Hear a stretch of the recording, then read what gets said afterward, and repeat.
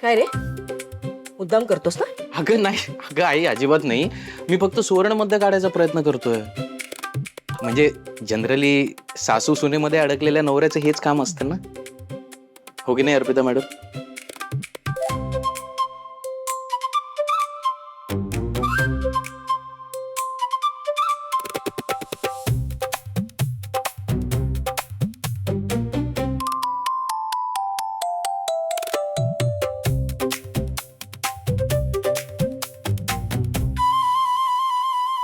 काय गाई, तब्येत कशी आहे ग तुझी?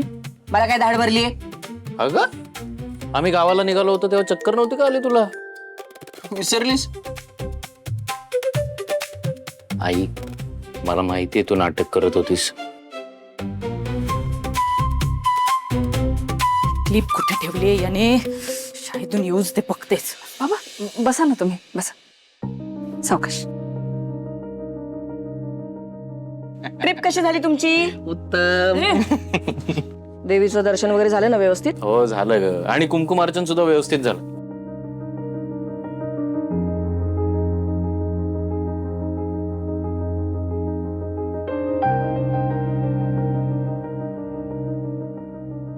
आई ही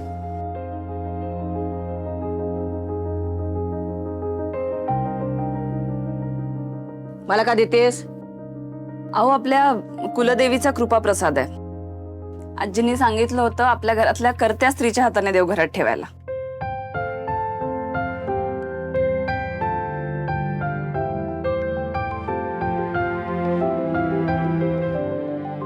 आई आजींनी सांगितलं तरी माझ्यासाठी या घरची कर्ती स्त्री तुम्हीच आहात. त्यामुळे हा नारळ तुम्हीच ठेवा.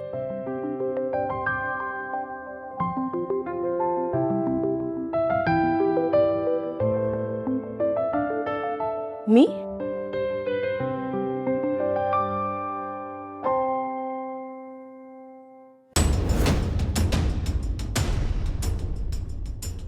शाही पण ना जरा कोणी मान दिला की लगेच पाखळते.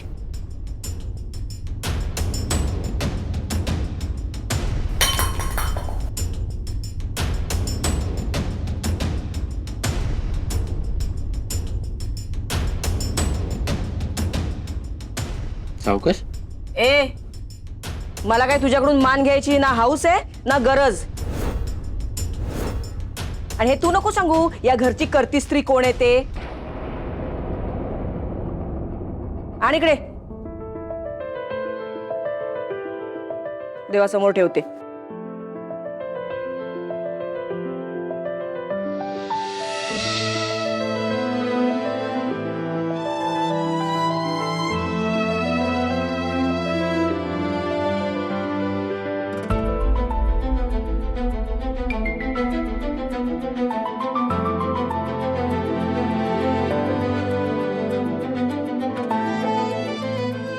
सलीम भाऊजी कुठे दिसत नाहीयेत? ती कणिक आहे ना, फ्रीज मध्ये ठेवा. हो, समर्पिता किचनला वाहून घेतले ना त्याने, तिथेच पडीक असतो. माझं बोलणं झालंय त्याच्याशी. मी त्याला एक अत्यंत महत्वाचं काम करायला पाठवलं. कुठलं महत्वाचं काम?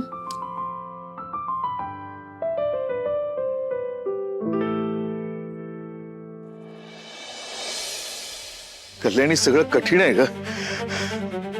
अगं हे सगळं आपलं आवाक्या बाहेर आहे ग. रिडेव्हलप जागेमध्ये तुमच्या घराचा हक्क तुम्हाला मिळेल. साधारणपणे किती खर्च येईल? बाबा फक्त 5 लाख. 5 लाख कुठून आणि कसे आणायचे आपण? बाबा बाबा तुम्ही शांत व्हा. काय होतंय तुम्हाला? हे बघा, तुम्ही आता त्रास नका करून घेऊ. काहीतरी करू आपण, पैसे होतील मॅनेज. आपल्या हातात 1 महिना आहे ना. तुम्ही शांत व्हा आधी. तुम्ही नका त्रास करू. बाबा टेन्शन नका घेऊ.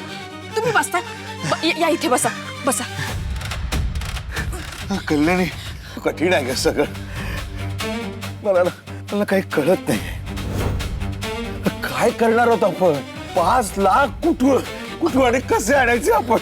बाबा प्लीज प्लीज थोडा वेळ काहीही विचार करू नका.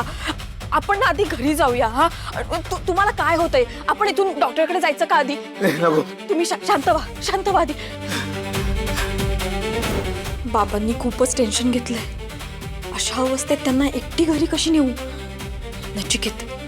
नचिकेतला इथे बोलवून घेते. बाबांना बरं नाही म्हटल्यावर लगेच येईल तो.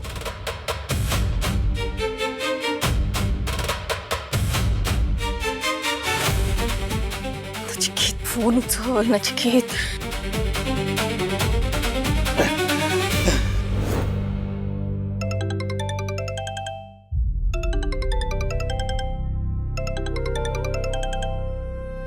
नचिकेत, तुला माझा राग येईल, पण माझं बोलणं शांतपणे ऐकून घेशील का? तुझ्या घरचे तुला आता इमोशनली ब्लॅकमेल करतील, बहाणे बनवतील, तू घरी येण्यासाठी फोर्स करते. आता तू माझ्या घरी येस ना, स्वतःच्या घरापासून लांब. तुला त्यांची आठवण येईल, त्यांची काळजी वाटेल, पण तू एकदा परत स्वतःच्या घरी निघून गेलास ना, ते पुन्हा तसंच वागवतील, तुझा अपमान करतील. हे बघ, ते त्यांच्या स्वार्थासाठी तुला बोलवतायत. त्यांचं फ्रस्ट्रेशन काढण्याचं तू फक्त एक साधन आहेस. तू त्यांच्या इमोशनल नाटकाला प्लीज बळी पडू नकोस. सेल्फ रिस्पेक्ट जप. आणि ऐक, तू आता जर का परत घरी केलास ना, तर तुला आयुष्यभर मान खाली घालूनच राहावं लागेल. बाकी विचार कर, तुझी मर्जी.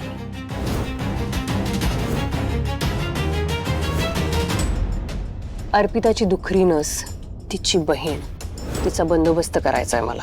हे एक्स्ट्रीम आहे. हे नाही करू शकत मी. करावं लागेल, ऑप्शन नाही तुझ्याकडे दुसरा. गुंड गेले ना, त्यांना परत बोलवणं मला काही कठीण नाही आहे रे. माझ्या घरात उभा राहून माझ्या राजसीबद्दल असं बोलतेस?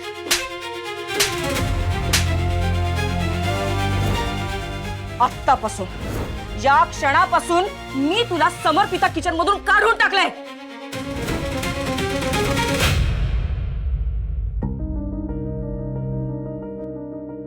सलील,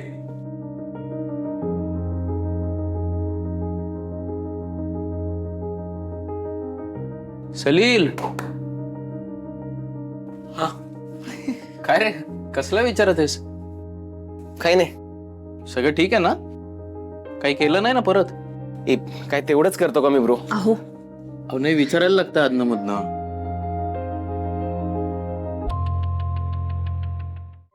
ते काय? अच्छा, हे तेच महत्वाचं काम आहे का, जे तुम्ही सलील भाऊजींना हा, सांगितलं तेच होतं? महत्वाचं काम आहे. तुम्ही एक काम करा आता, तुम्ही ते कापड काढा. तुम्ही इकडे या. ये वहिनी. ते कापड काढा. बरं, ठीक आहे.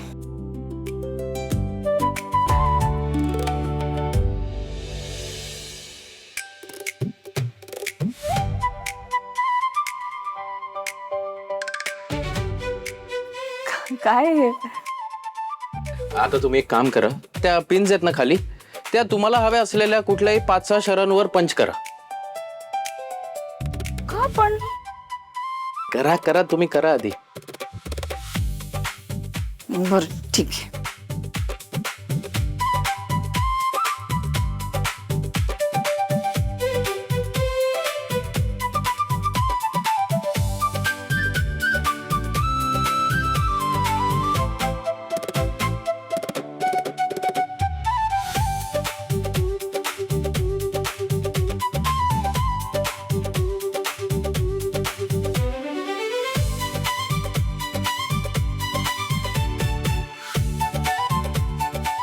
हा, झाला. आता तरी सांगा काय हे.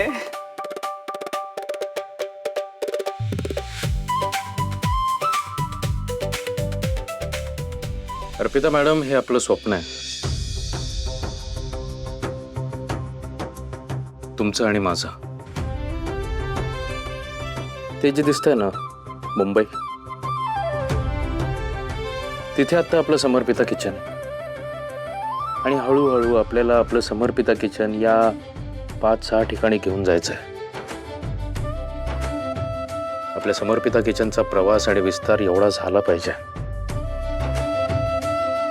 एक नवरा म्हणून आणि एक पार्टनर म्हणून मी तुम्हाला हे वचन देतो,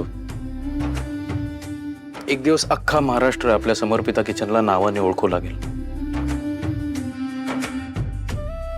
आपल्या किचनचं हे स्वप्न आज पुन्हा एकदा नव्याने आपण जगायला सुरुवात करतो.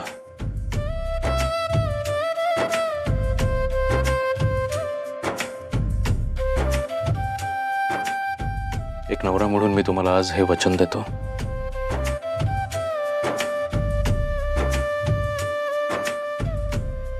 समीर, मला वाटलं होतं की तुम्ही मला कळायला लागले आहात, पण तुम्ही रोज असं काहीतरी करता ना की असं वाटायला लागले तुम्ही कळण्याच्या पलीकडचेच आहात.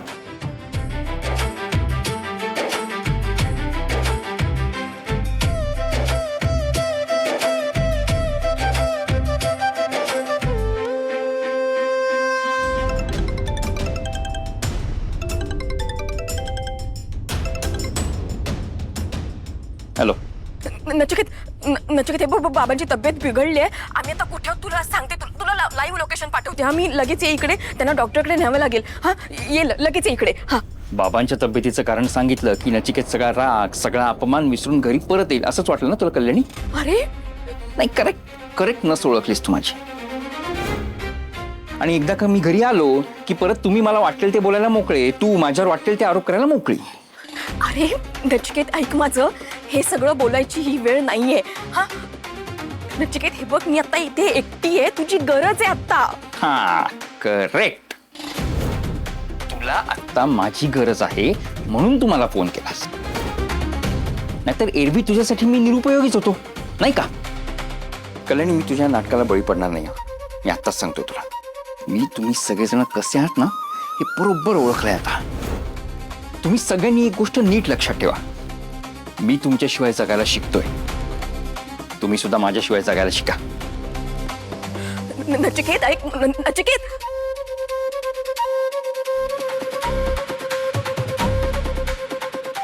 बाबा तुम्ही शांत व्हा. काय करू? कसा शांत होऊ ग? अगं 5 लाख मागतायत ते विनाश, तर कुठून आणायचे आपण ग? अगं काय, कुठं राहायचं आपण? तुम्ही शांत व्हा. रिक्षा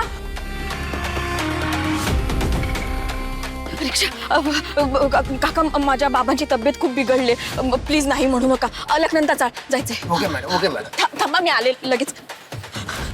बाबा चला घरी चला. शांत व्हा तुम्ही, आधी घरी चला. सावकाश. 5 लाख नाही दिले ना बाबा, तुम्ही रस्त्यावर तुम्ही आता नका काही विचार करू. घरी चला आधी. तुम्ही कुठून आणायचे पैसे? शांत व्हा. तुम्ही आधी घरी चला. बसा. सावकाश.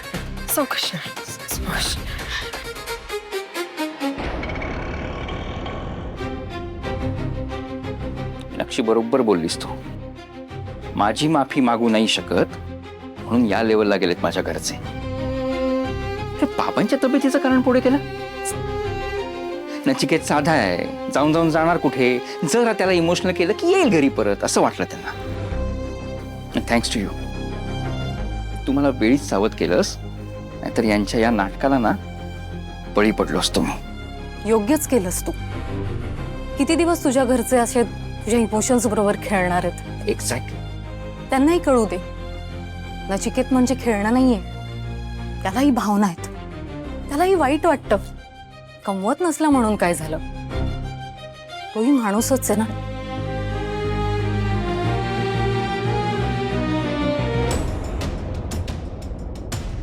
विराज, तुझा अंदाज खरा होता.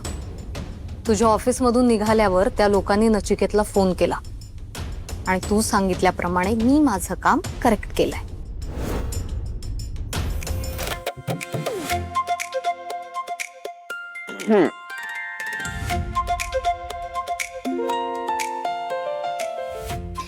चला कामाला लागूया. खूप झाले आराम. नशीब. सलील भाऊजी, हे काय छान आलं तुम्ही. किचन सगळं, आणि हा टेबल कुठून आणला? हा, तो भांडी ठेवण्यासाठी अरेंज केला होता. इथे शिफ्ट करू का? इथे नको? नाही, इथेच राहू द्यात. भांडी कशी हाताशी असलेली बरी. पण छान केलं सगळं. विशेष तुमचं कौतुक सलील भाऊजी. खरंच व्यवस्थित किचन लावलं एकदम. थँक्यू. अरे वा सलील, वहिनीकडून कौतुक होत आहे. बरं, या कौतुकाचा दुसरा हकदार कुठे आहे? निकीला फोन कर आणि तिला बोलून घे इकडे. तिला सांग भरपूर काम आहे, लवकर आपल्याला काम चालू करायचं, ते मार्केटिंगचं वगैरे सगळं बघायचं आहे ना. हा वहिनी, तुझ्या जखमा केवढ्या कमी झाल्यात? हो अहो, ते नवसादजी आहेत ना, त्यांनी एका वैद्यबुवांकडे नेलेलं. त्यांनी एक लेप दिलाय मला. तो लेप लावल्यानंतर 2-3 दिवसातच बघा ना किती फरक पडलाय. आता लवकरच जातील हे डाग. Best best. बरं अर्पिता मॅडम, तुम्ही आता थोडा वेळ आराम करा आणि नंतर लिस्ट काढा. हां, हो, निकी आली ना की मी तिच्याबरोबर ते मसाल्यांचं काम करू. बरं, निकी आली होती ना मदतीला? मी तिला सांगितलं होतं सगळे मसाले भाजून ठेव म्हणून. हा, ती आली होती, तिने मसाले भाजले, सगळी कामं तिनेच केली आहेत. मी हेल्पर म्हणून होतो फक्त. छान छान. पण तिला फोन कर ना. टाइमपास काय करतोय? टाइमपास? मी करतोय टाइमपास? तुम्ही गावाला जाऊन टाइमपास करून आलायत, मी कामच करत होतो. एक गावाला जाऊन ती काहीतरी विधी होता ना, कुठला तो? कुंकुमार्चन. कुंकुमार्चन कसं झालं ते? छान झालं. कुंकुमार्चन सोहळा, पूजा वगैरे सगळं छान झालं एकदम. Nice nice. सलील, फोन कर निकीला. अरे मला एक इम्पॉर्टंट काम आहे, मला जस्ट आठवलं. तू कर ना फोन. हा, मी आलो हा.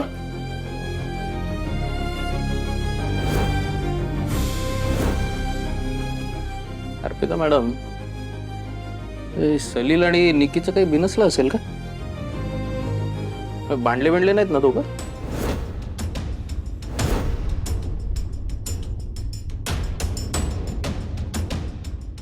बघायला लागेल.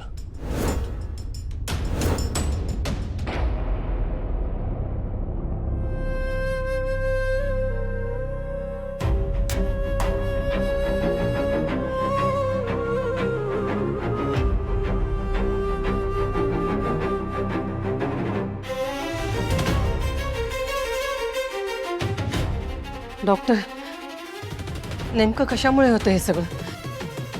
हा त्रास का होतो असा अधूनमधून?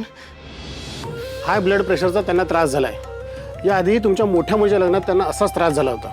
मी तुम्हाला तेव्हा सांगितलं होतं की नाही, त्यांना कुठलाही स्ट्रेस देऊ नका. कुठलाही स्ट्रेस त्यांना कमालीचा त्रासदायक ठरू शकतो. एनिवेज, मी आता गोळ्या लिहून दिल्यात.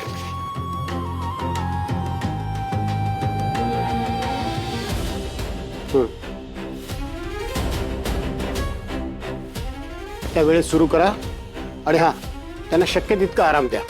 ओके?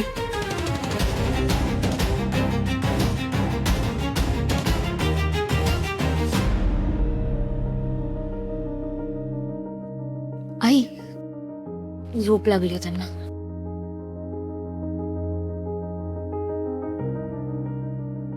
आई, मी गोळ्या घेऊन येते लगेच. हा, आलेच. जाऊन येते.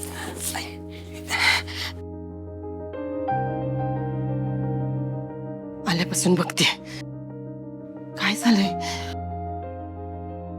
यांनी एवढं टेन्शन का घेतलंय? बोल ना काहीतरी, सांग ना नीट मला. बोल ग बाई, मला भीती वाटते. बाबा, तुमच्या मुलीनं माझी माफी मागावी अशी माझी इच्छा आहे. तुमच्या माफीमध्ये मला काहीच इंटरेस्ट नाही आहे. प्लीज. रिडेव्हलप जागेमध्ये तुमच्या घराचा हक्क तुम्हाला मिळेल. साधारणपणे किती खर्च येईल? बाबा, फक्त 5 लाख. कल्याणी, मी तुझ्या नाटकाला बळी पडणार नाही. मी तुम्ही सगळेजण कसे आहात ना हे बरोबर ओळखलंय आता. मी तुमच्याशिवाय जगायला शिकतोय, तुम्ही सुद्धा माझ्याशिवाय जगायला शिका. देवा, बाहेरचे तर बाहेरचे, आता घरातलेच तू विचित्र बघत. अगं, ते विराज, तो माणूस परका म्हणून त्याच्या नावाने शिमका करावा, तर नचिकेत पण आता कसं समजावायचं त्या मुलाला? कधीच थांबणार हे सगळं? कधी थांबणार? काय करू, कोणाला सांगू? आजपर्यंत दीजवळ माझं मन मोकळं करत आले, पण आता तेही शक्य नाही. आज दी परत आली असेल, तिला कळलं असेल का माझ्यामध्ये आणि सलीलच्या आईमध्ये काय झालं ते? झालं समाधान मम्मी? हा, खुश असशील ना आता? काय ग, तुझ्या भांडणामुळे आणि हट्टामुळे ती निकी गेली त्या दिवशी इथून. तिला घालवलंस तू काढलास तिला समर्पिता किचन मधनं. आता ब्रो आणि वहिनी मला सांगतात परत बोलव. काय करणं अपेक्षित आहे मी? ए आला मोठा ब्रो आणि बहिणीचा चमचा. तुला काय करायची गरज नाही. जे झालं ना ते बरोबर झालंय. तू का मध्ये बोलते आता? ती पोरगी मला माझ्या घरात नकोय. घरात काय या चाळीत सुद्धा नकोय ती पोरगी मला. का नकोय?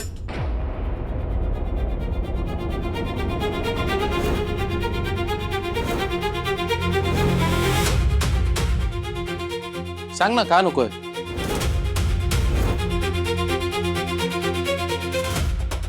सलील काही झालंय का? नाही मगाशी मी तुला निकीला फोन करायला सांगितलं तेव्हा तू टाळाटाळ करत होतास. तेव्हाच माझ्या लक्षात आलं होतं.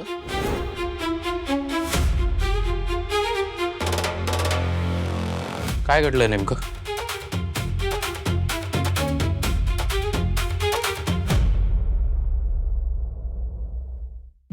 ही आहे ना,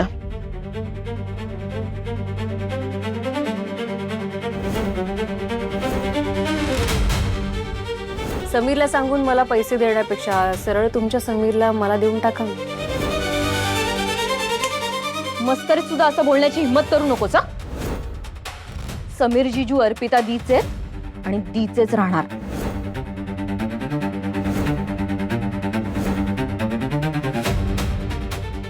ही बाई दी आणि जीजूंच्या संसारात सतत विष कालवत असते. तिला माझ्या दीची जागा घ्यायची असते पण स्टिल तिला कोणी थांबवण्याचा प्रयत्न सुद्धा करत नाही. माझ्या घरात उभा राहून माझ्या राजसीबद्दल असं बोलतेस? या क्षणापासून मी तुला समर्पिता किचन मधून काढून टाकलंय.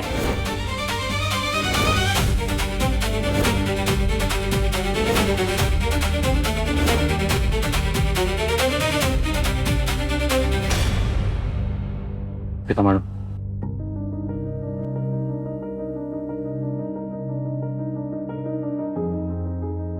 आई काय चुकलं हो निकीचं? तिने तिच्या बहिणीसाठी बहिणीच्या संसारासाठी स्टँड घेतला हे चुकलं?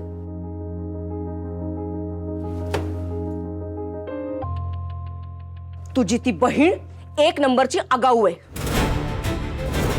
ज्या गोष्टीशी तिचा काही संबंध नाही अशा गोष्टीबद्दल माझ्या घरात उभी राहून माझ्याशी वाद घालत होती. मला अक्कल शिकवत होती. हे चुकलं तिचं. आई अहो ह्याला तुम्ही वाद घालणं कसं म्हणू शकता? जे नातं अधिकृत आहे ना त्या नात्याच्या बाजूने ती भांडत होती आणि ते नातं जे मुळात नातंच नाहीये. त्या राजसी मॅडमची मागणी चुकीची होती. तुम्ही त्यांच्या बाजूने उभ्या होतात. मग मला सांगा तुम्हा दोघींपैकी बरोबर कोण? आणि जर निकी चुकलीच नाहीये तर तिला एवढी मोठी शिक्षा कशासाठी? कारण तिने माझ्या पाहुणीचा माझ्या राजसीचा अपमान केला म्हणून.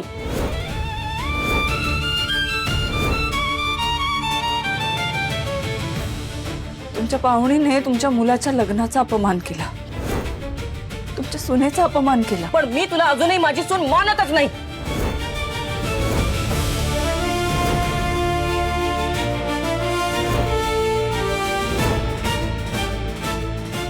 माफ करा आई पण त्याने सत्य बदलत नाही.